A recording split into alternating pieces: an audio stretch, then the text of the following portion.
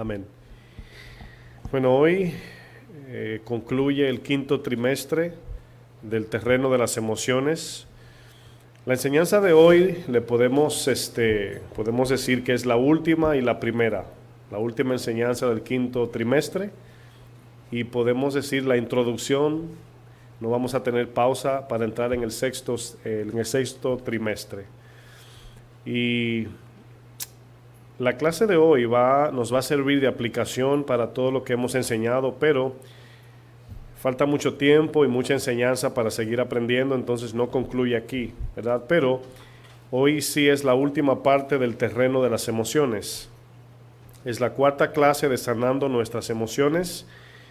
Y como título de esta noche yo quiero enfatizar la enseñanza. Este título va a ser para esta noche, pero va a ser el título del trimestre que sigue. Se va a llamar y se llama Poseyendo la Tierra Prometida. Poseyendo la Tierra Prometida. Hemos hablado acerca de las enseñanzas que la tierra representa nuestro corazón, ¿verdad? Y tengo dos preguntas aquí que quiero utilizar. Permiso, Javi. La cámara está torcida así un poco. Date una oportunidad que la enderece ahí para que los televidentes no estén así en el internet. Ahí está bien, ahí está. Un poco menos, un poquito ahí. Ahí bien. Creo que también hay que voltearlo un poquito así. No se apure, que estamos en vivo. Un poquito más. Otro poco más. Ahí, gracias. Dios te bendiga, Javier. Continuamos. Dos preguntas que quiero hacer para iniciar la enseñanza de hoy. La número uno es, ¿qué significa poseer la tierra? ¿Qué significa poseer la tierra? Aunque estamos utilizando el Antiguo Testamento como referencia, ustedes saben el lenguaje, ¿verdad? Cuando hablamos de poseer la tierra, estamos hablando de conquistar nuestros corazones para Cristo, que Cristo sea el que habite en nuestro corazón. Esa es la idea de la enseñanza. Primera pregunta, ¿qué significa poseer la tierra? Y segunda pregunta, ¿cómo poseer la tierra? La segunda pregunta nos va a ayudar durante el trimestre que entra, el sexto, próxima clase.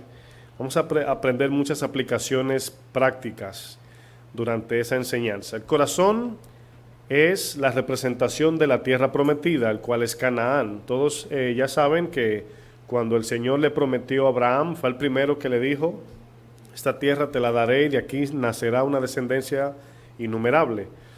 Pero todo eso tenía una representación. No quiere decir que la eternidad o nuestra vida, ¿verdad?, va a vivir allí en Canaán. Era una representación que luego en Cristo lo entendemos. En las clases anteriores yo había comentado que Egipto representa el corazón esclavizado, el desierto representa el corazón en proceso y Canaán representa el corazón conquistado. ¿Cuántos quieren entrar en Canaán? Todos, ¿verdad? Bueno, la salida de Egipto sabemos que fue algo instantáneo, pero el desierto fue progresivo, fue lento, ¿verdad?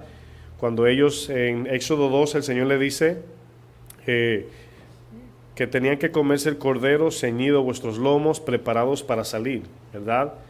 Y eso tiene una representación cuando Dios nos rescató del mundo. No era algo de pensar o meditar o permíteme hacer planes para salir, sino era algo instantáneo. El Señor nos arrebató del mundo. Pero vamos a hacer un poquito el recuento de la travesía, ¿verdad? Así como Egipto representa el mundo, ¿cuántos estaban esclavizados en el mundo antes de Cristo? Bueno, vamos a Efesios 2 para tomar algunos ejemplos de allí. Efesios 2, verso 2. Ahí vamos a ver un ejemplo de la esclavitud del mundo antes de conocer a Cristo. Mi garganta está un poquito débil. Si me notan cantando como gallo, no se rían, ¿ok?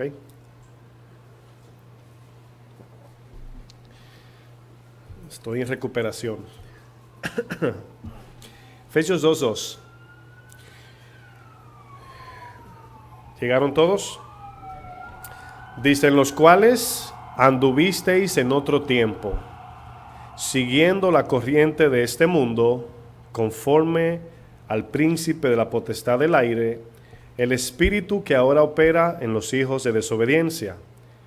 Y Pablo, que está narrando la carta, la historia, dice en el verso 3, entre los cuales todos nosotros, aquí Pablo se incluye, vivimos en otro tiempo en los deseos de nuestra carne, haciendo la voluntad de la carne y de los pensamientos, y éramos por naturaleza hijos de ira, lo mismo que los demás. Representativamente todos fuimos sacados de Egipto por el Señor, cual representa el mundo. En cada generación existe un tipo Egipto, ¿verdad?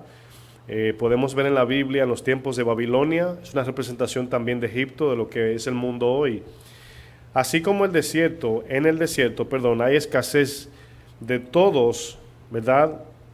O sea, así como en el desierto hay escasez, todos somos probados en esa escasez a ver si de verdad íbamos a seguir a Cristo. Yo quiero que vayamos a Deuteronomio capítulo 8. Hoy toca lectura, vamos a leer mucho hoy. Deuteronomio 8, verso 2.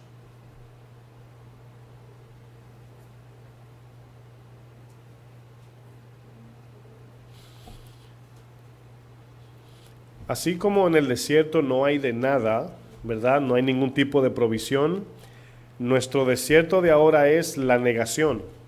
Usted y yo ahora debemos de voluntariamente entrar en ese desierto, el cual es negarnos a todo lo que este mundo ofrece. Dice aquí el verso 2, y te acordarás de todo el camino por donde te ha traído Jehová tu Dios estos 40 años, ¿en dónde? En el desierto. Dice, para afligirte, para probarte. Aquí afligir no lo vean como simplemente un sufrimiento, sino más bien, como Santiago 4 dice, afligíos y lamentad y llorad. En otras palabras, va a venir una aflicción cuando nos negamos a aquellas cosas que tanto nos gustaban. Y dice para afligirte, lógicamente para probarte, para saber lo que había en tu corazón. Luego dice, si habíais de guardar o no sus mandamientos, y te afligió y te hizo tener hambre, y te sustentó con maná, comida que no conocías tú ni tus padres la habían conocido, para hacerte saber que no solo de pan vivirá el hombre, mas de todo lo que sale de la boca de Jehová vivirá el hombre. Vamos a Mateo 4 para ver el paralelo del Nuevo Testamento de eso que sucedió en el desierto en Jesús. Todos sabemos que Jesús fue al desierto también.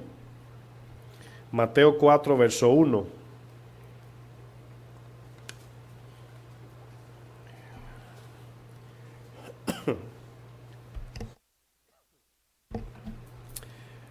Dice el verso 1, entonces Jesús fue llevado por el Espíritu al desierto. ¿Para hacer qué? La palabra tentado allí es probado. Luego dice, por el diablo. Y después de haber ayunado 40 días y 40 noches, tuvo hambre. Y vino a él el tentador y le dijo, si eres hijo de Dios, di que estas piedras se conviertan en pan. El verso 4 dice, él respondió y dijo, escrito está. ¿Dónde está escrito? Pero lo acabamos de leer en Deuteronomio 8, ¿verdad? Dice, no solo de pan vivirá el hombre, sino de toda palabra que sale de la boca del hombre. De la boca de Dios. La idea del desierto tiene que ver con nosotros morir a esos deseos de Egipto, a los deseos del mundo. Cuando usted y yo nacimos de nuevo en Cristo, somos inmediatamente pasados al desierto. Vamos al proceso de la santificación. El desierto tiene dos propósitos. Los que toman notas. Número 1, el pueblo estaba allí y si notan, recuerdan Deuteronomio dice, para probarte, a ver si ibas a guardar mis mandamientos. Entonces, una de las pruebas del desierto es saber si de verdad vamos a seguir fielmente a Dios. Una relación se sabe que es firme y honesta es cuando viene la prueba. El desierto nos prueba para saber si vamos a seguir confiando en Dios. Sería muy fácil nosotros salir del mundo, inmediatamente celebración. ¿Quién no sería salvo así? Yo creo que todo el mundo, ¿verdad? Pero primero necesitamos pasar por el fuego de Dios para ser purificados antes de poseer la tierra. Porque imagínense que nosotros, sacados del mundo, no somos transformados y vamos al cielo, allá vamos a estar peleando. Entonces hay un proceso para poder estar en paz en la tierra prometida. Si traemos todas las costumbres de Egipto a la tierra prometida, entonces no hay paz allí, no va a haber obediencia a Dios. Entonces ese es número uno. Número dos, era para hacer morir los deseos de Egipto. Primero era para ver si de verdad íbamos a ir fielmente o seguir a Dios. Y número dos, para morir a los deseos de Egipto. En el desierto, si usted se hace un poco de memoria imaginaria, en el desierto es donde viene sequía, viene calor, viene frío de noche, viene sed, viene hambre. Es donde hay necesidad de vestido, miedo a las bestias, sentido de dirección hace falta. Allí cualquiera se pierde muy fácil porque no hay esquinas, ni letreros, ni nada. Expuestos a cualquier enfermedad en el desierto por falta de alimento, de agua, etcétera, y miedo a los enemigos que estaban allí, ¿verdad? Todo esto ellos se enfrentaron. Es lo mismo que de manera espiritual usted y yo enfrentamos. Pasamos por tribulaciones, aflicciones en el camino cristiano, pero Cristo siempre estará con nosotros, o sea, el maná. Ellos no tenían quizás comida de lujo, pero tenía lo que Dios le prometió. Vamos a volver a Deuteronomio 8, verso 4. ¿Qué pasa cuando usted y yo nos vemos en necesidad profunda siendo cristianos? No es cierto que nos vienen miles de ideas de volver al mundo, volver a trabajar, o sea, miles planes, ayudar a Dios, en otras palabras. Y lógicamente eso viene cuando Dios nos está probando, ¿verdad? Queremos meter la mano a ayudar a Dios. Pero fíjense lo que dice Deuteronomio 8, verso 4. Dice, tu vestido, ¿qué dice? Nunca se envejeció sobre ti. Ahora, quiero que noten que no fue un mes ni una semana, fueron 40 años con el mismo vestido. Dice, ni el pie se te ha hinchado en estos 40 años. ¿Se imaginan, hermanos, caminando por 40 años y los pies en sandalias, no en Nikes con aire, en sandalias? Y dice que no se le hinchó.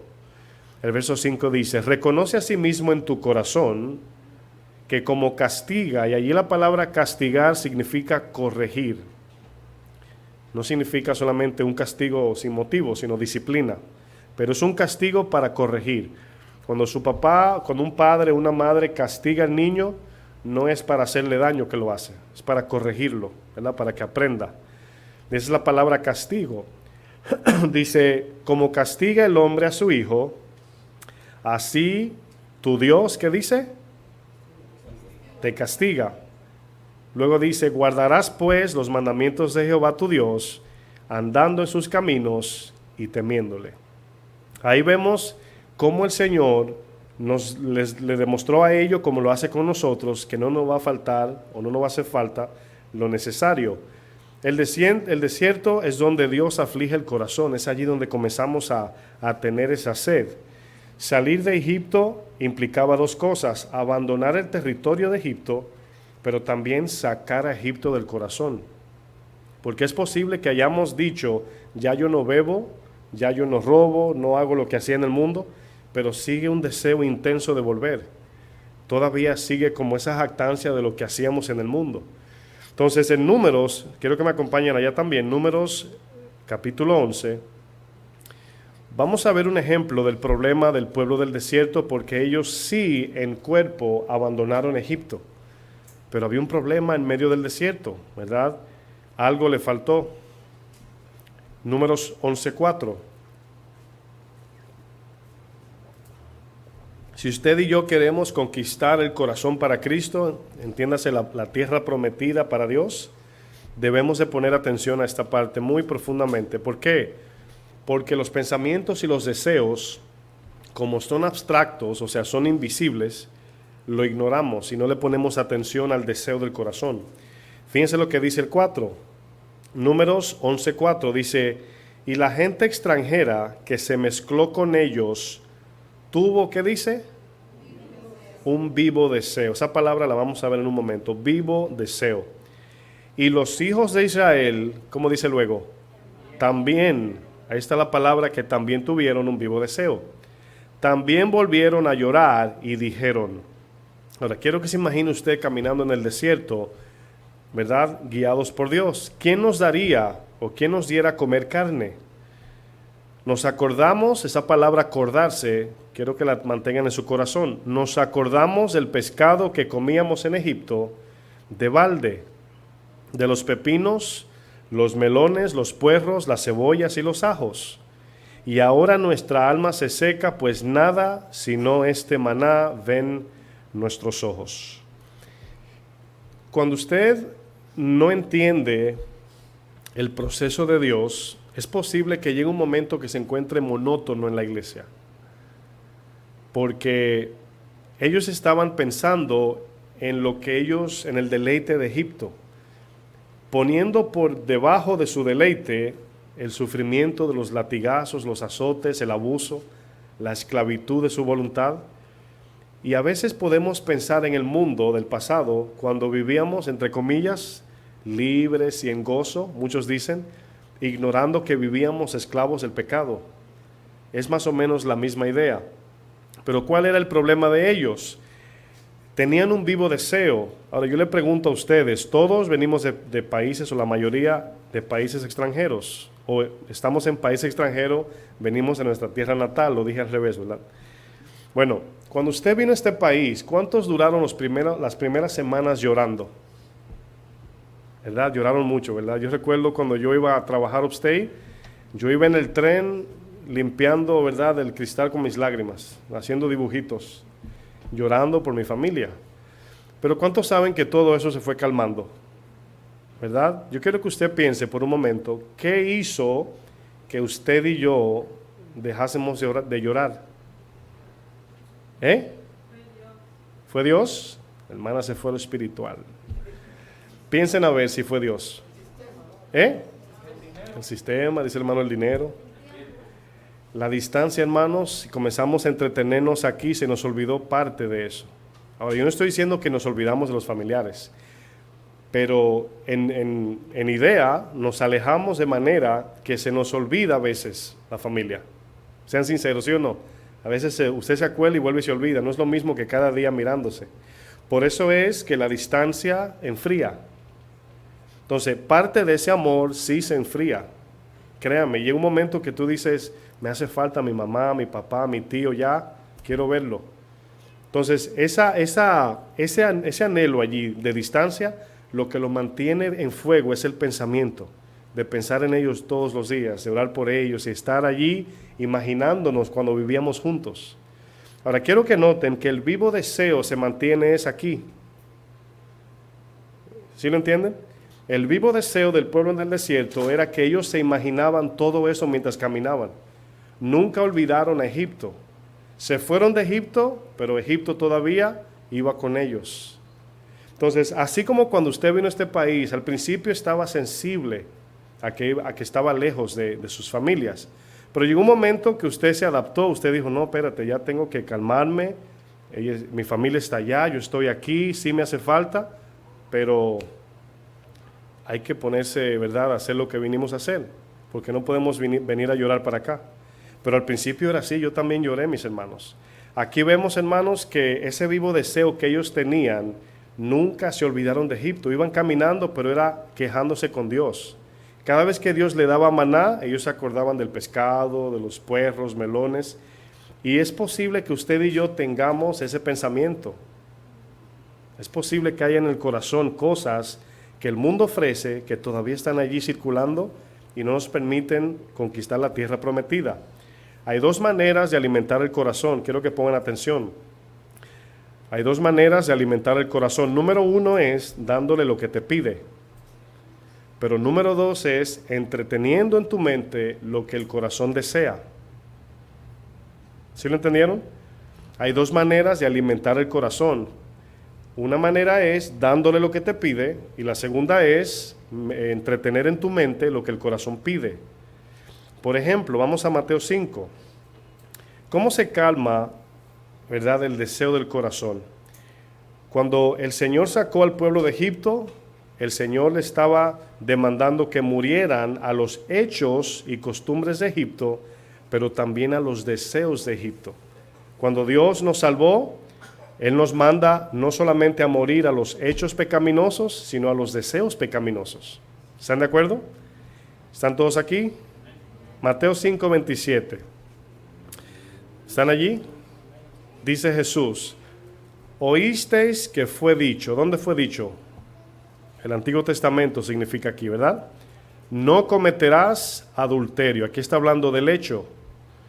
Jesús dice el 28, pero yo os digo que cualquiera que mira a una mujer para codiciarla, ya adulteró con ella en su corazón. Ahora, ¿notaron el pecado de deseo allí? O sea, ustedes saben que no deben tener relación con una mujer que no sea su mujer y viceversa con las mujeres y los hombres. Se llama adulterio eso. Pero dice Jesús, pero yo digo que solamente desear una mujer en tu corazón, o una mujer, un hombre, es adulterio, dice la palabra, en tu corazón. Entonces, podemos de manera externa vivir alejado de todo lo que es pecado, pero a lo mejor en el corazón haya deseos y pensamientos pecaminosos. Fíjense lo que dice el 29, hermanos. Por tanto, si tu ojo, ahora, ¿cuál es el ojo allí? Hemos estudiado mucho esto. El ojo del corazón, el deseo, ¿verdad? Si tu ojo, pero ahí dice derecho. Lógicamente está hablando de la vista física, pero hablando del deseo del corazón.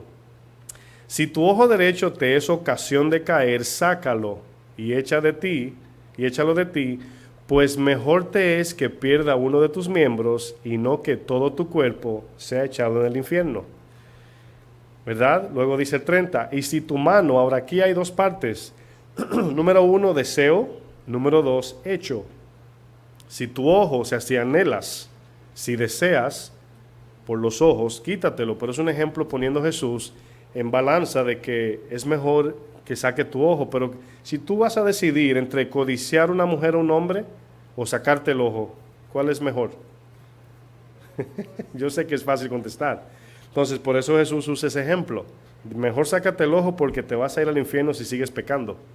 Entonces luego dice, y si tu mano, verso 30, derecha te es ocasión de caer, córtala y échala de ti, pues mejor te es que se pierda uno de tus miembros y no que todo tu cuerpo sea echado en el infierno. Ahora Jesús nos está hablando aquí de los deseos y los hechos. Pero en el Antiguo Testamento era todo por medio de los hechos. Cuando Jesús viene, ilumina lo profundo del ser y comienza a sacar la realidad del corazón, la maldad que nosotros hay. Y dice, yo os digo que si miras a alguien con codicia en tu corazón, adulteraste en tu corazón. Ahora, parece una ley dura, pero el amor de Dios hace eso. Eso es como, por ejemplo, tú vives en un segundo piso o nivel y el balcón es un poquito abierto, las rejas o los tubos, y tu niño, ¿verdad?, siempre está ahí en la orilla.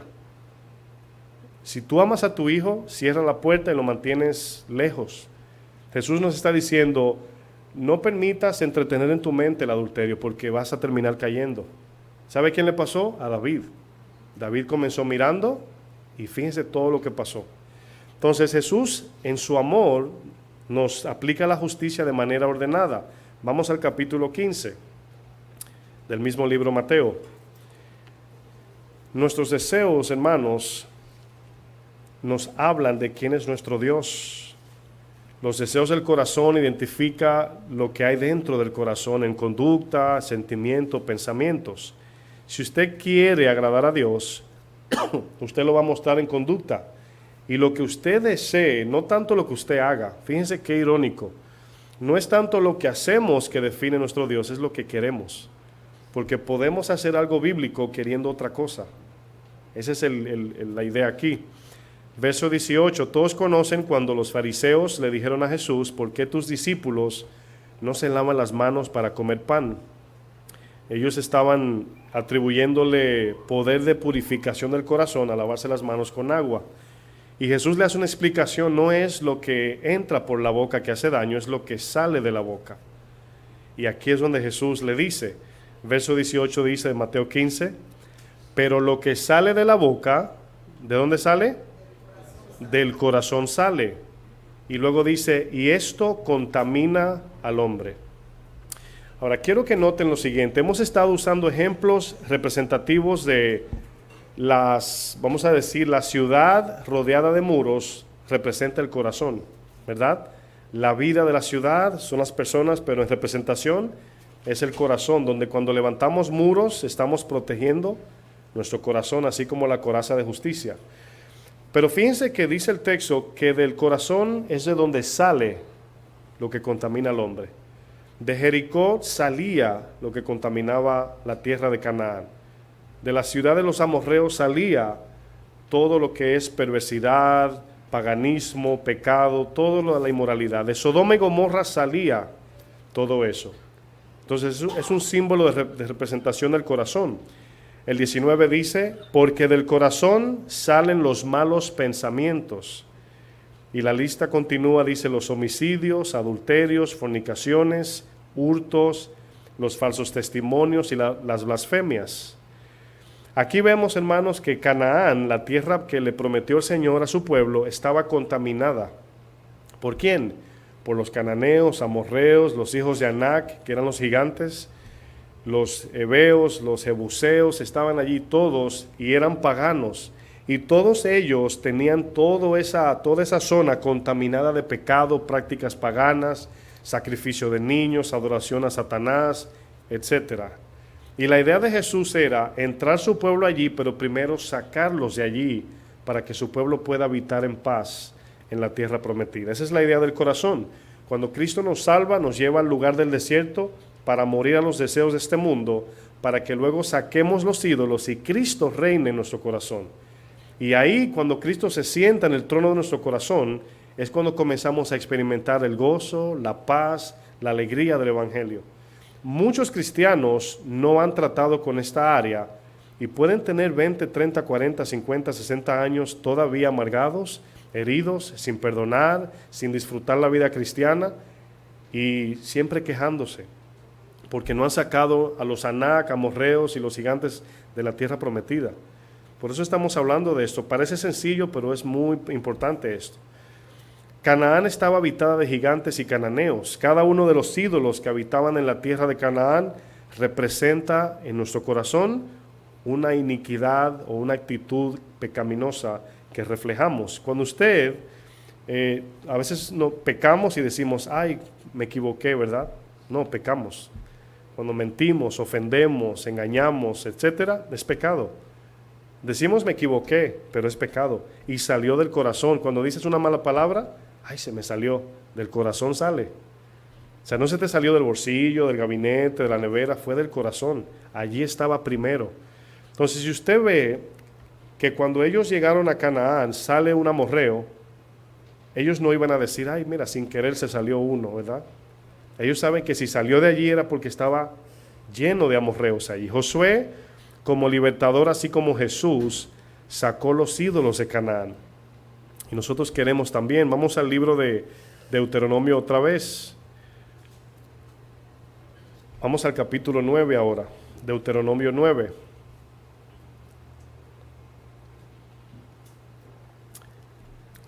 Fíjense aquí lo que el Señor le dice al pueblo.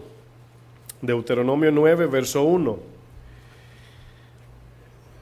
Lógicamente esto está a continuación de lo que leímos en el 8. Dice, oye Israel, tú vas hoy a pasar, ¿qué dice? Ahora, ¿han notado que el pueblo de Dios pasó 2 ríos? Ahora quiero que hagan una matemática, lo voy a llevar ahora a la escuela. Si usted toma un cuadro y le pone 2 rayas en el medio, ¿cuántos cuadros hay? Pues, ¿cómo fue? Un rectángulo, y le pone 2 rayas en el medio, ¿cuántos cuadros hay? 3, ¿verdad? Ok. Entonces, vemos que el Mar Rojo y el Jordán divide lo que es Canaán, el desierto y Egipto, ¿verdad? ¿Sí están conmigo? Entonces, cuando comenzamos a analizar, sabemos que el Señor nos salvó en justificación cuando nos sacó de Egipto y nos llevó al desierto para ser santificados, para poder ser glorificado en su venida. Por eso es que el discipulado y el crecimiento termina en el cielo. Pero, podemos vivir con la tierra conquistada aquí en el Espíritu Santo, de manera práctica en nuestra vida diaria. Podemos vivir en gozo, paz, mansedumbre, todos los frutos. Podemos tener el agua que sale, cuando Jesús dijo, el que en mí cree, de su interior. ¿Cuál es el interior? El corazón. Correrán ríos de agua viva. Fue lo que el Señor les prometió a su pueblo. Allí hay manantiales, ríos y de todo hay allí. O sea, todo lo que el hombre desea. Entonces, aquí podemos vivir en ese manantial de vida. Imperfectos. Pero cuando el Señor nos arrebate, llegaremos allá perfectos. Pero sí podemos vivir en esa madurez. Aquí dice, cuando tú vas a pasar el Jordán. Ahora, el Jordán es el segundo río de la travesía. Vemos el Mar Rojo. El Mar Rojo era mucho más grande. Ahora, es cierto que cuando le predicamos a los perdidos es difícil, ¿verdad? Sacarlos de allí. Y por ahí vemos el bautismo, pero luego vemos otra vez desde el desierto para entrar a tomar la tierra prometida, que es donde nos encontramos nosotros, ¿verdad? En esa transición. Muchos están pasando el Jordán, otros ya están en Canaán sacando a los gigantes. A lo que me refiero es en el proceso de sacar a los ídolos del corazón y limpiando cada día. Si usted no ha comenzado a sacar sus ídolos, está todavía en el desierto detrás del Jordán. Si usted ya está trabajando de manera progresiva, ya está usted por ahí por Jericó, entre medio de Jericó y Ai. No Ai de dolor, aunque duele, pero la ciudad de Ai. Y aquí vemos, hermanos, que el pueblo pasó 2 ríos. Pero vemos ahora, más adelante, dice, para entrar a, ¿qué dice luego? Ahora quiero que lean esa palabra y la mediten. A desposeer. ¿Verdad? ¿Sí lo pueden ver? Ahora hay una palabra, la palabra des significa devolver. Es como cuando usted, no sé si, bueno, aquí hay pocos que conocen, pero de las cintas cassettes que tenían 2 hoyitos y usted devolvía la canción con el dedo y hacía como un tipo, en español es rewind, ¿verdad? Devolver. Jesús dice que Él vino para deshacer, ¿qué? Las obras del diablo. Ahora, deshacer es una palabra que en aplicación humana es imposible. Si yo le tiro una cubeta de agua, usted no puede deshacer eso. O sea, no puede darle rewind al cassette para que el agua vuelva y entre a la cubeta. Quiero llevarlos a un entendimiento. ¿Sí entienden, verdad? Entonces, desposeer está hablando de, es como una idea de revolver todo a como estaba. Entonces, se utilizan esos términos para recordarnos del jardín del Edén. Cuando dice deshacer las obras del diablo, se está diciendo de que nos dará una nueva naturaleza. Nos dará, ahora Satanás no tendrá una conexión directa a nosotros, sino que es como si todo se revuelve y Satanás saca vamos a decir, su manguera por la cual nos alimenta y luego nos conectamos de Jesús y ahora somos nueva criatura. La palabra desposeer está hablando de retomar todo de cero otra vez. Ahora, esto es importante para el corazón. Porque para usted y yo poseer la tierra, tenemos primero que desposeer la tierra. Había un principio que usamos de vaciar, limpiar y llenar. Están bien, ¿verdad? Vaciar, limpiar y llenar. Ahora, el problema consiste, hermanos, que a veces le damos permiso a ídolos y no sabemos que son ídolos. Y allí Dios no puede obrar en el sentido de plenitud para poseer la tierra. Nuestro corazón debe estar limpio para Dios. Fíjense lo que dice luego. Para entrar a desposeer a naciones más numerosas y más poderosas que tú. Ahora, yo me imagino, los demonios son innumerables. Nuestra batalla no es con cananeos, es con demonios, dice Efesios 6. Y yo lo conecto con el Nuevo Testamento porque nosotros no estamos en este tiempo, sino ahora estamos en el Nuevo Pacto. Ahora, dice, y más poderosas que tú. ¿Son los demonios más poderosos que nosotros? ¿Sí o no? Claro que sí. En Cristo no, pero contra nosotros sí. Y luego dice, ciudades grandes y amuralladas hasta el cielo. Un pueblo grande y alto. Y luego dice, hijos de los anaseos. Los anaseos son los hijos de Anac. Son gigantes, hijos de cananeos. Y la palabra aquí, Anac, significa estrangulador. De la manera que se esclavizaba en ese tiempo, se le ponía una gargantilla en el cuello al esclavo, ¿verdad? Y si se le toma la cabeza a una persona, ya no puede hacer mucho, ¿verdad? Entonces el mundo nos tenía agarrado por aquí, hermanos. No podíamos hacer nada. Incluso cuando nos predicaron el evangelio, era una batalla de aceptar o no. Te sigo o no te sigo, Señor. No. Luego. Pero nunca relacionamos esa guerra de decirle que sí a Dios, nunca lo relacionamos con que estábamos agarrados de aquí en Egipto. Nunca sabíamos que era eso hasta que conocimos a Jesús y decimos, wow, mi esposa y yo a veces hablando así decimos, qué mal estábamos. Hablando de recuentos decimos, wow, qué mal estábamos. Y no sabíamos. Y todavía falta trabajo. ¿Cuántos dicen amén? Dice, de los cuales tienes tu conocimiento, o sea, tú sabes esto. Dice, ¿ya has oído decir quién se sostendrá delante de los hijos de Anac? Dice, entiende pues hoy que es Jehová tu Dios el que pasa delante de ti como fuego consumidor, que los destruirá y humillará delante de ti. Quiero que note lo que va a decir a continuación. El Señor destruye los ídolos, pero dice luego, y tú, ¿quién estuvo aquí? En la aplicación es nosotros. Dice, los echarás y los destruirás enseguida. Ahora, a veces predicando hablamos de codicia, hablamos de fornicación, hablamos de un sinnúmero de pecados de idolatría. Colosenses 3, dice que la codicia, la idolatría, la fornicación, los malos deseos, dice son idolatría, son ídolos en el corazón, controlan tu vida. Y cuando no somos prontos en sacar el ídolo, se va a tomar 40 años para que Cristo gobierne nuestras vidas del todo. Dice, como Jehová te ha dicho, verso 4, dice, no pienses en tu corazón cuando Jehová tu Dios los haya echado de delante de ti, diciendo, por mi justicia. Ahora, ¿cómo conectamos eso a este tiempo? Las personas que dicen, bueno, yo ando en santidad, pero es que yo me levanto, ¿verdad? A ayunar y yo, todo es yo. Es que cuando Dios me tira de la cama, yo de cabeza en el suelo, ¿verdad? Hacer silicio. Y toda la gloria es para el que hace todo el sacrificio. Y a pesar de que hacemos eso y es espiritual, al final del día es la gracia de Dios que nos ayuda.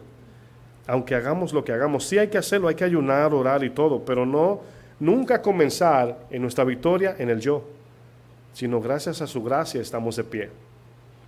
Dice luego, más adelante, dice, por mi justicia me ha traído Jehová a poseer esta tierra, pues por la impiedad de estas naciones. Esa es la idea porque hay que sacar a los ídolos. Jehová las arrojas de delante de ti. Verso 5, no por tu justicia ni por la rectitud de tu corazón entras a poseer la tierra de ellos. En otras palabras, es por gracia. Sino por la impiedad de estas naciones. Jehová tu Dios las arroja delante de ti, y para confirmar la palabra que Jehová juró a tus padres, Abraham, Isaac y Jacob, verso 6, por tanto, sabe que no es por tu justicia que Jehová tu Dios te da esta buena tierra para tomarla, porque pueblo duro de servir eres tú. Acuérdate, no olvides que has provocado la ira de Jehová tu Dios en el desierto. Aquí se está refiriendo a aquellos que se quejan una vez siendo cristianos. Ay, el camino no es fácil, el Señor no me escucha, etcétera, etcétera. Queja, y nunca avanzamos. Dice luego, desde el día que saliste de la tierra de Egipto hasta que entrasteis en este lugar, habéis sido rebelde a Jehová. Miren, yo pienso en estas cosas y es muy fácil descalificar nuestra posición ahí entre ese grupo, decir, yo no haría eso. Como cuando hablan de crucificar a Jesús, dice, yo no lo haría, esa gente era mala. Y nos hacemos a un grupito de los buenos, ¿verdad? Pero de verdad somos cabeza dura. ¿Cuántos cabeza dura hay aquí? Somos cabeza dura. Y Dios nos tiene paciencia, ¿verdad? Pero Dios quiere ver un corazón diligente que quiere sacar esos ídolos. A veces salimos de aquí prendido en fuego y llegamos aquí en hielo. Y salimos de la iglesia en fuego y volvemos en hielo. O sea, permitimos que se apague, hermanos, el fuego de esa palabra que Dios nos da. Todo ídolo debe salir de la tierra prometida para poder disfrutarla. ¿Cuántos quieren gozar de la vida cristiana en medio de la prueba? Bueno, el desierto está allí, hermanos, para todos nosotros. Canaán debe de ser despojada, destruida y reconstruida. Por eso la palabra regeneración en nosotros, somos nacidos de nuevo y regenerados, nueva naturaleza, para que fluya desde nuestro corazón la vida nueva de Cristo. Vamos a Josué 1. ¿Cómo poseemos la tierra, hermanos? Es la pregunta aplicativa para nosotros. ¿Cómo, pastor, hermano, puedo yo poseer mi corazón para Cristo? Bueno, vamos a ver algunas aplicaciones. La clase que iniciaremos a continuación, o sea, el viernes que viene, vamos a hablar de muchos puntos de aplicación y va a estar buena. Josué 1, verso 6. Aquí les da el Señor las pautas a Josué para poder conquistar la tierra y luego repartirla. Diga conmigo, repartir. Ahora, ¿cuántos saben que el corazón tiene recámaras, cuartitos, pasillos y puertas abiertas y cerradas? Donde Jesús dice, aquí estoy a la puerta y toco, ¿verdad? Ese texto tiene muchas interpretaciones, pero yo lo veo así, una iglesia que tenía a Cristo fuera de ella.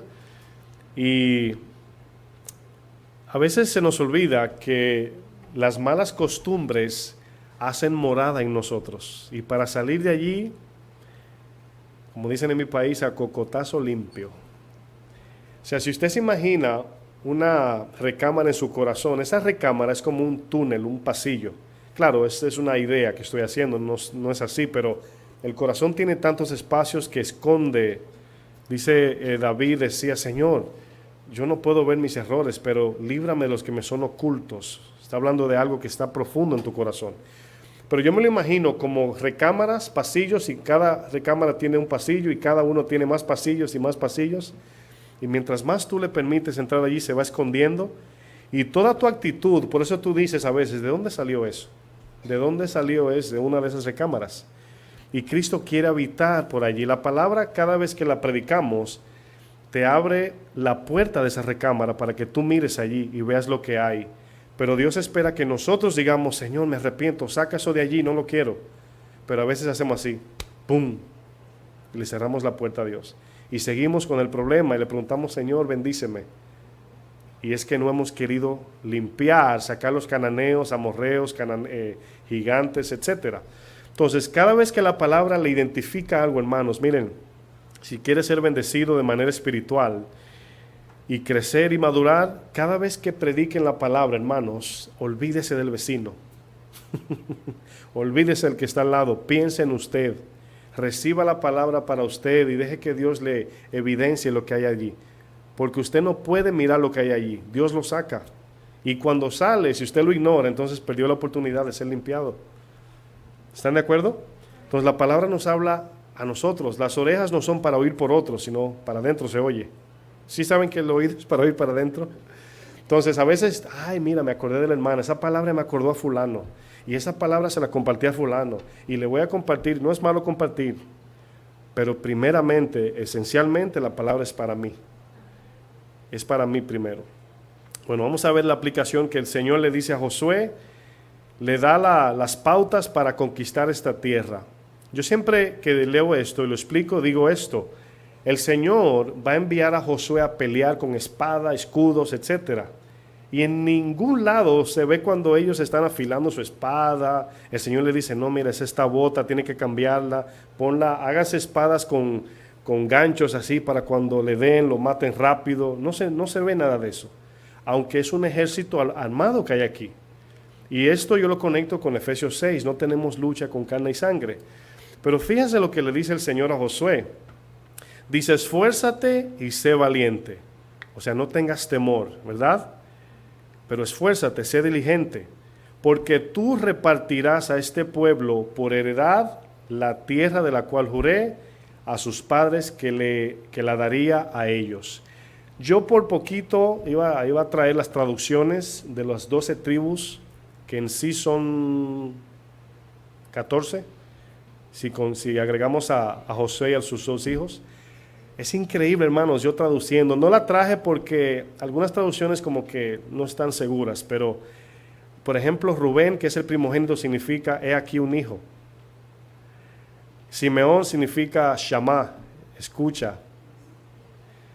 Creo que Neftalí significa bendición. En otras palabras, allí los nombres están en un orden increíble y significa, he aquí un hijo, escucha, establece, morada, juez, felicidad, bienaventuranza, hice olvidar, fruto. O sea, es increíble, hermano. Si usted lo conecta, y yo veo eso como las recámaras de nuestro corazón, ¿verdad? He aquí un hijo, Jesús, el primero, Rubén.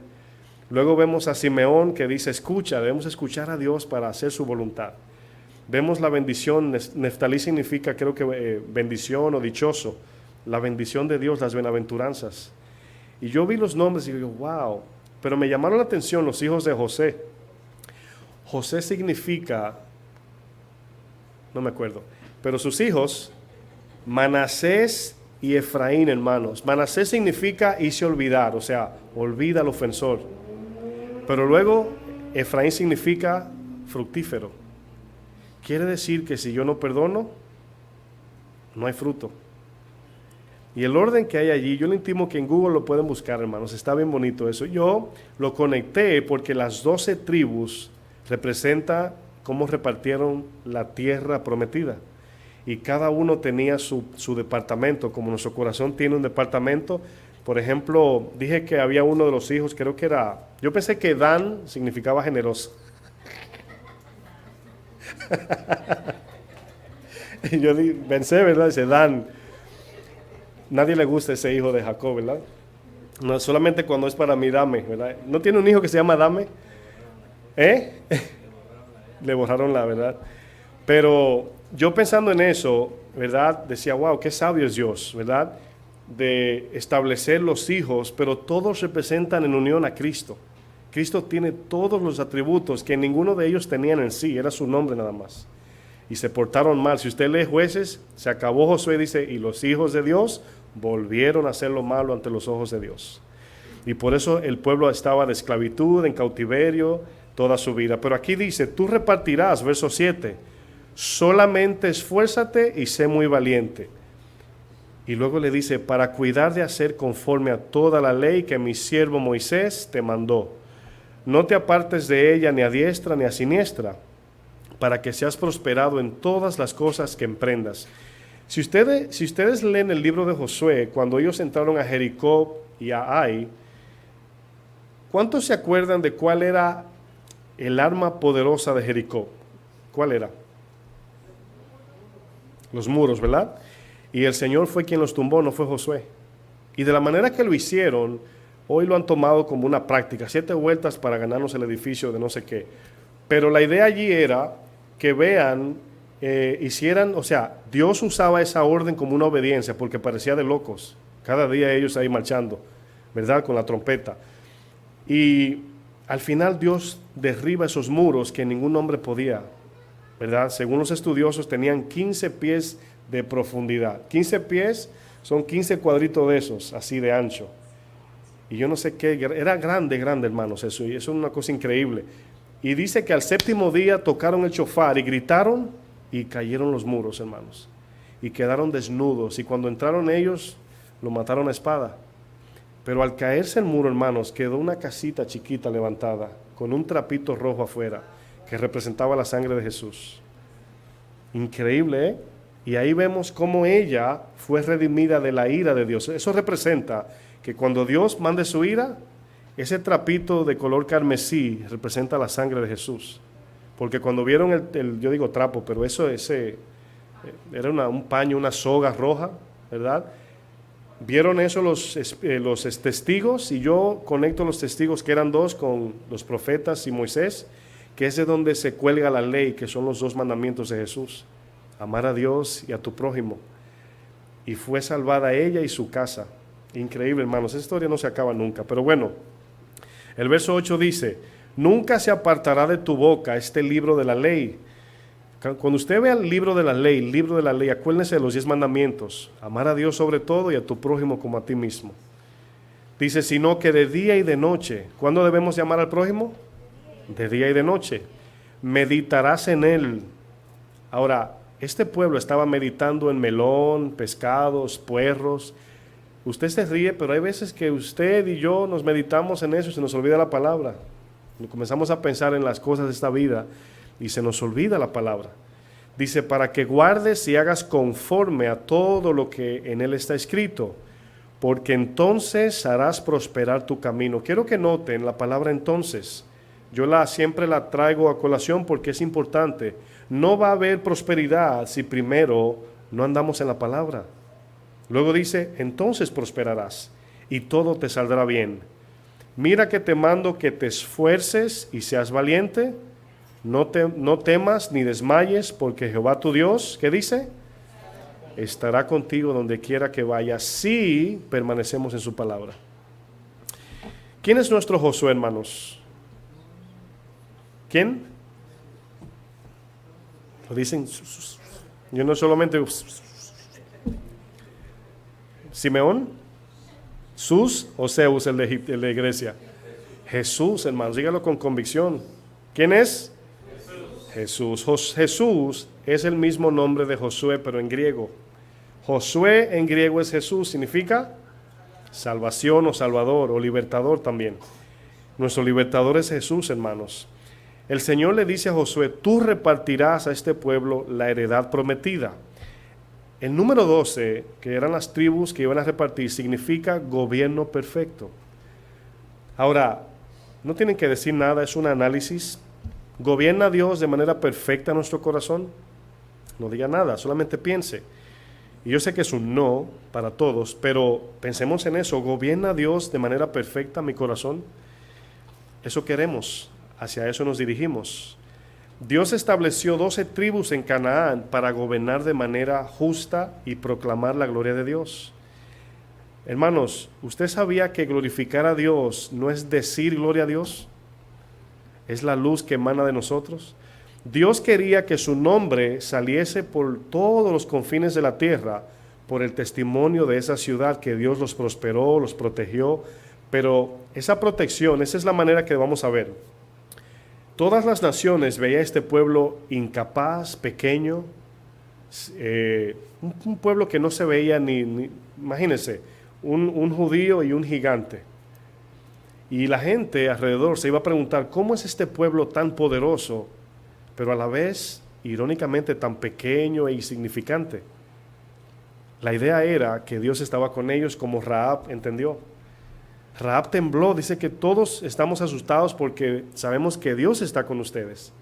Pero la fama de los cananeos y gigantes, la fama era que ellos eran valientes, hombres de pelea y gigantes. Usted y yo, hermanos, no aparentamos nada en el sentido así como glorioso, pero nuestra vida, hermanos, que es la luz de Cristo, cuando ilumina al necesitado, la gente dice, Dios está contigo, porque nadie que no tenga a Dios puede hacer lo que tú haces. Como le dijeron a Jesús, Nicodemo, ¿se acuerdan? Entonces, esa tierra prometida tiene un propósito, no es solamente tenerla para tener paz y amor y gozo, es para glorificar a Dios. Para que la gente sepa que este corazón le pertenece a Dios, hermanos.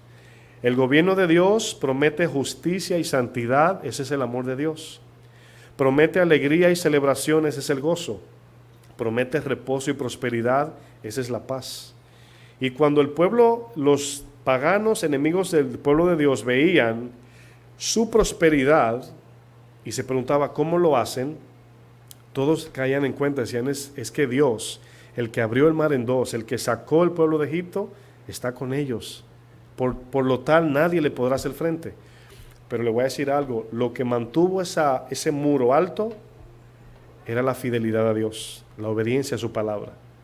Lo que nos hace tener esos muros arriba, que el enemigo no entre, es la obediencia a su palabra. Y cuando Nehemías, en el capítulo 1 de Nehemías, dice que lloró, ayunó y se rasgó su vestidura, estaba triste porque los muros estaban en el suelo y la ciudad estaba en gran mal. A veces, por nuestra desobediencia, Dios permite que el enemigo tumbe nuestros muros y nos saquean, hermanos, y se nos va el gozo, la paz, etc. Pero la obediencia, hermanos, allí es lo que necesitamos tener. Yo quiero ir concluyendo y voy a usar la parábola del sembrador. Todos la conocen, pero voy a poner ejemplos. En esta parábola, todos saben que el corazón se refería, cuando el Señor le hablaba de la tierra, se refería al corazón. La parábola representa la palabra de la parábola representa a Jesús y el sembrador era Dios. El primer grupo, todos saben lo que sucedió, ¿verdad? La semilla no entró porque Satanás se llevó la semilla. Representa al pueblo en el desierto incrédulo que no entró a Canaán. ¿Se acuerdan que por su incredulidad, dice Hebreos, su incredulidad no le permitió entrar? Bueno, estos representan el primer grupo de la parábola del sembrador, que la semilla cayó pero se quedó en la superficie. El segundo grupo representa los 10 espías que entraron a Canaán pero le dio miedo. Solamente Josué y Caleb confiaron. Esos 10 espías representan un grupo en el desierto que tenían miedo y querían volver atrás. Bueno, el segundo grupo en la parábola del sembrador, que lo vamos a ver, es aquel que recibe la semilla, pero la persecución le da miedo y se va. El tercer grupo representa a los que todavía amaban las cosas de Egipto. Todavía su mente y su corazón estaba en Egipto. Lo vamos a ver en la parábola del sembrador. Pero el cuarto grupo representa a los que confiaron en Dios, poseyeron la tierra prometida y disfrutaron de ella. Quiero que vayamos a Mateo 13, verso 19, para ver a cuál de estos grupos queremos pertenecer. Yo conecté todo esto con el pueblo en el desierto, ¿verdad? Jesús habla aquí de la siembra. Mateo 13, verso 19. Dice, cuando alguno oye la palabra del reino y no la entiende, mi pregunta es, ¿el pueblo en el desierto entendió el propósito de Dios? Yo quiero que usted piense, ¿por qué no? Cuando usted vea la palabra incredulidad en la Biblia, siempre tiene que ver con el amor al mundo primero, sobre todo. Eso produce incredulidad. ¿Por qué? Porque cuando Dios te llama, lo primero que te dice que dejes es ¿qué? Lo que tanto amas, el mundo. Entonces, aquí vemos que el Señor dice, cuando alguno oye la palabra y no la entiende, viene el malo y arrebata lo que fue sembrado en su corazón. Aquí vemos un grupo que tenía su corazón cerrado. Ahora, ¿por qué no la entendió? No es porque no eran inteligentes. La semilla, dice la palabra, que se entiende en el corazón. Es porque no le permitió bajar al corazón. Luego dice, verso 20, dice, este es el que fue sembrado junto al camino, verso 20. Y el que fue sembrado en pedregales, ahora los pedregales aquí representa la tierra que tiene mezclas en su corazón. Tiene tierra y tiene piedras. Fíjense lo que dice luego. Este es el que oye la palabra, al momento la recibe con gozo. ¿Cuántos cantaron esa canción profética luego de pasar del Mar Rojo? Todos. Estaban contentos hasta que vieron la verdad. ¿Verdad? Dice, sino que es de corta duración, pues al venir la aflicción, ¿se acuerdan en Deuteronomio 8? Que el Señor lo llevó ¿para qué? Para probarlo y ser afligidos, ¿verdad? Dice, al venir la aflicción o la persecución por causa de la palabra, luego tropiezan, y tropiezo significa se salen del camino. 22 es el tercer grupo, dice, el que fue sembrado entre espinos, este es el que oye la palabra, pero el afán de este siglo y el engaño de las riquezas ahogan la palabra y se hace ¿qué? Infructuosa. Estos eran los que tenían el deseo vivo. Ese es el tercer grupo. Pero fíjense el cuarto. ¿Dónde ando? Sí. 23. Más el que fue sembrado ¿dónde? En Canaán. Ahora, la buena tierra habla de una tierra que no tiene nada más que tierra. Una tierra fértil, una tierra que se le sacó la piedra, esas piedras son los ídolos, que está preparada para recibir la semilla. Ahora, aquí hay muchos puntos importantes. Dice, esta buena tierra, dice, este es el que oye, entiende la palabra y da fruto y produce a 100, a 60 y a 30 por uno. Cuando usted y yo vivimos en fruto, hermanos, quiero que entiendan esto, todos disfrutan de ese fruto. El que está a tu lado y tú y Dios.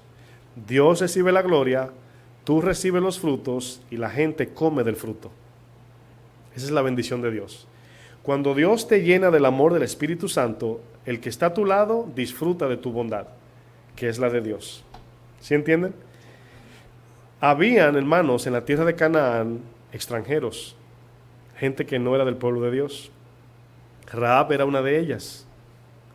Y Rahab disfrutó, por el temor a Dios, hermanos, de una vida, oigan bien, que no solamente disfrutó de la prosperidad y paz de Canaán, sino que ella viene a formar parte de la lista de la genealogía de Jesús.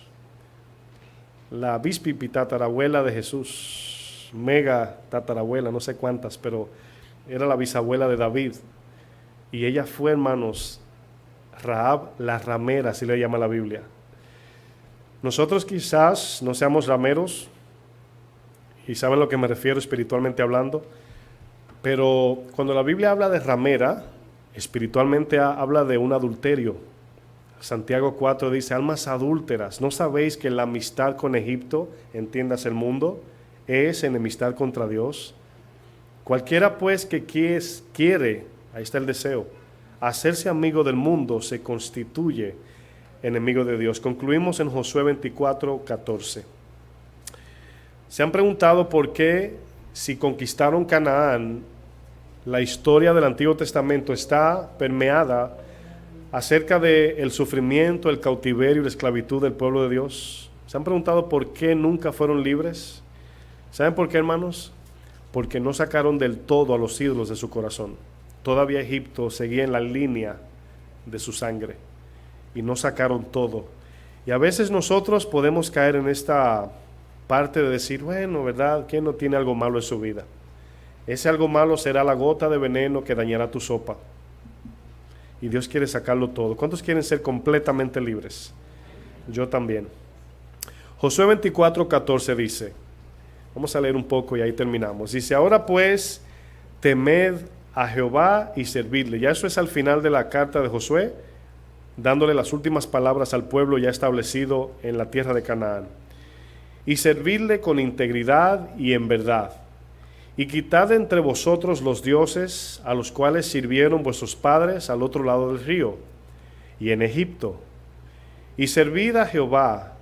Y luego dice, y si mal os parece servir a Jehová, escogeos hoy a quién sirváis, si a los dioses a quienes sirvieron vuestros padres cuando estuvieron al otro lado del río, o a los dioses de los amorreos en cuya tierra habitáis, pero yo y mi casa serviremos a Jehová. 16 dice, entonces el pueblo respondió y dijo, nunca tal acontezca, que dejemos a Jehová para servir a otros dioses, porque Jehová nuestro Dios es el que nos sacó a nosotros y a nuestros padres de la tierra de Egipto, de la casa de servidumbre, el que ha hecho esas grandes señales y nos ha guardado por todo el camino por donde hemos andado, y en todos los pueblos por entre los cuales pasamos, y Jehová arrojó de delante de nosotros a todos los pueblos, y al amorreo que habitaba en la tierra. Nosotros pues también serviremos a Jehová, porque Él es nuestro ¿qué?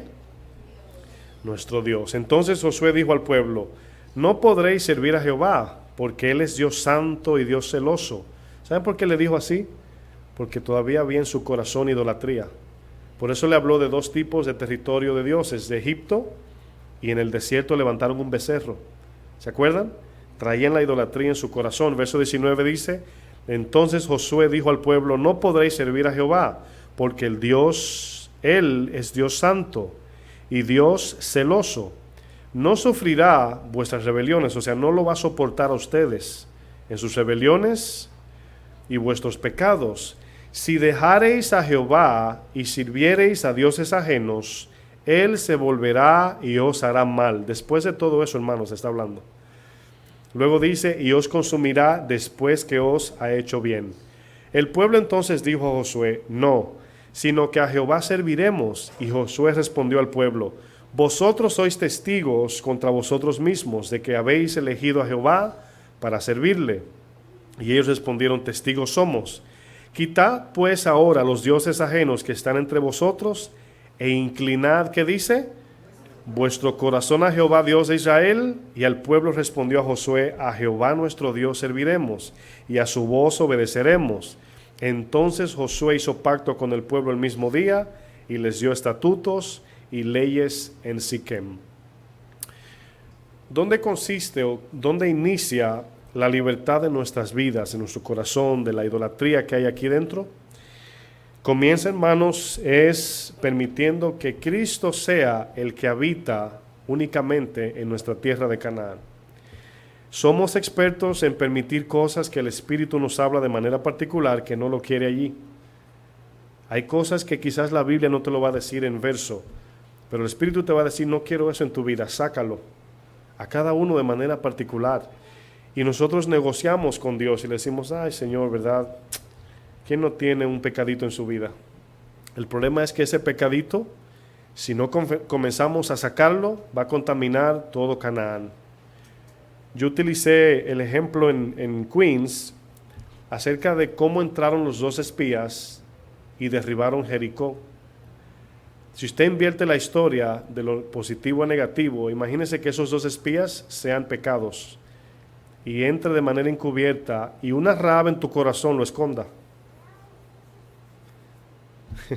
Va a derribar tus muros y te vas a caer y te va a derribar el enemigo. Las cosas pequeñas parecen pequeñas, pero no son pequeñas. Las cosas pequeñas parecen pequeñas, pero no son pequeñas. A veces vemos pecados y lo ignoramos por pequeños, y Dios quiere que seamos puros y santos. Al final del día seremos nosotros bendecidos y sobre todo Dios glorificado. Póngase de pie, hermanos. Vamos a hacer una oración de liberación y lógicamente esta oración es pidiéndole a Dios que nos dé la fortaleza, así como con Josué, y que usted identifique su ídolo, que el Espíritu le muestre en su corazón, si usted no lo puede ver.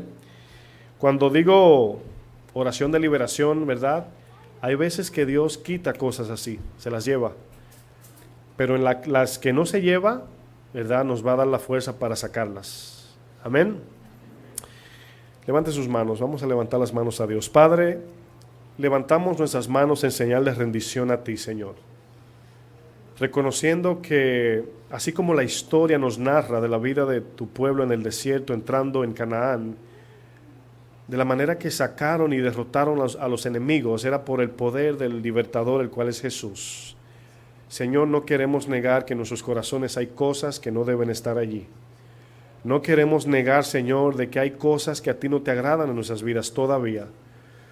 Y sí te pedimos en oración que nos dé madurez, entendimiento, bendícenos y todo eso, pero no podremos disfrutar de Canaán si no sacamos los ídolos. Muéstranos si de alguna manera no hemos visto áreas escondidas, así como David te pedía, líbranos de las cosas ocultas de nuestro corazón. Estamos aquí reconociendo, así como tu palabra dice en 2 de Crónicas 7:14, si se humilla mi pueblo, en el cual mi nombre es invocado, y se apartasen de sus malos caminos, entonces yo sanaré. Sabemos que tu sanidad viene luego que sacamos los ídolos, Señor. Yo quiero ser libre. ¿Cuántos quieren ser libres? Yo también, Señor. Por eso estamos aquí, para que nos muestren las áreas que quizás no vemos de manera fácil, pero confiamos que tú nos harás libres, Señor. Reconocemos que hay tantas cosas en nosotros que cuando la miramos nos duele porque se hace difícil soltarlas. Pero por el poder de tu Espíritu Santo, yo sé que podremos ser conquistadores de Canaán, el cual es nuestro corazón. Que reine Cristo en nuestro corazón, Señor. En el nombre de Jesús te lo pedimos. Amén. Damos un aplauso al Señor.